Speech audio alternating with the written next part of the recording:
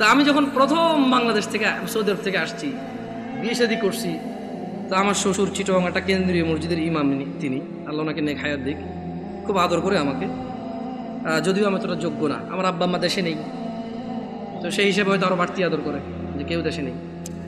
এখন উনি আমার বিবাহের ৮ম দিনে আমি চিটগাং যাই, যাওয়ার পরে উনি বুঝতে পারছে যে আমি একটু সৌদি আরব থেকে আসছি একটু সিধা সিধা, মানে টানা টানা সিস্টেম নাই, কালাম সিধা খালাস এমসি সিধা সোজা হাঁটো। হ্যাঁ, তো এখন উনি আমার ওয়াইফকে বললো যে আমার তো মসজিদে আসি, লোকজন তো জিজ্ঞেস করবে জামাই কি করে, বললে ঈশান নামাজটা কি পড়াবে কিনা।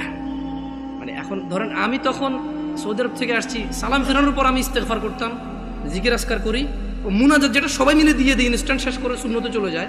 তো ওখানে অনেকগুলো জিকির আসকার আছে, ওগুলো আমি কন্টিনিউ করি। কেমন মাশাআল্লাহ, ভাই মাথা নাড়তেছে, ভাই বুঝতেছে মনে হয়, অনেকগুলো জিকির আসকার আছে।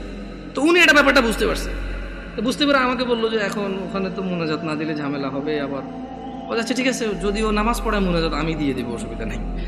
তা আমি বললাম যে ঠিক আছে, অসুবিধা নেই, নামাজ পড়াতে অসুবিধা কোথায়, সবাই মুসলিম আলহামদুলিল্লাহ, কেউ কি কাউকে ফতোয়া দিতে পারবো এই কাফের মুশরিক? পারবে কেউ?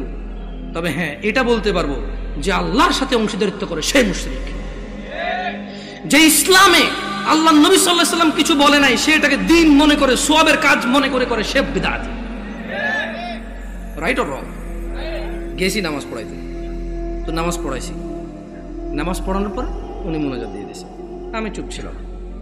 তো আমার কথা হচ্ছে, আপনারা মনে করেন না যে, দেখেন আমি গত বছর মাহফিল করেছি, আমাকে কওমি ভাইরা দাওয়াত দিয়েছে আলহামদুলিল্লাহ, আমি ওনারা সবাই দাওয়াত দিয়েছে দিন প্রচারের জন্য। কি প্রচারের জন্য?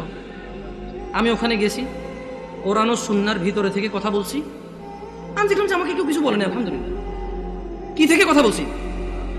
কোরআন ও সুন্নাহ থেকে কথা বলছি। আমি কারোর নাম ধরে ধরে দোষ দেই নাই, আমি কারো বাপ মা তুলে কথা বলি নাই, আমি নেতা নেত্রী তুলে কথা বলি নাই, আমি কথা বলছি যে আল্লাহ বলেছে এটা। যেমন আমি যদি এখন বলি আল্লাহর সাথে শিরিক করিও না, ওয়াইজ ক্বালা লুকমানু লিবনিহি ওয়া হুয়া ইয়াইযু ইয়া বুনাইয়া লা তুশরিক বিল্লাহ ইন্নাশ শিরকা লাযুলমুন আযীম। আর স্মরণ করুন, লুকমান উপদেশ দিতে গিয়ে তার ছেলেকে বলেছে, হে আমার বৎস, তুমি আল্লাহর সাথে শিরিক করিও না, নিশ্চয়ই আল্লাহর সাথে শিরিক করা সবচাইতে জঘন্যতম